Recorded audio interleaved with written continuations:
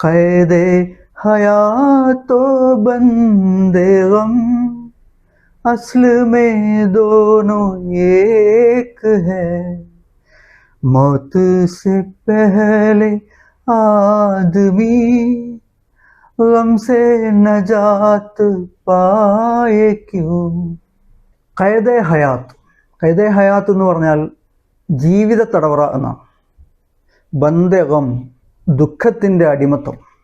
ഖൈദെ ഹയാത്ത് ഓ ബന്ദെ gum, ദുഃഖത്തിൻ്റെ അടിമത്തത്തിൽ ജീവിക്കുന്നതും ജീവിത തടവറയിലാകുന്നതും യഥാർത്ഥത്തിൽ ഒന്ന് തന്നെയാണ്.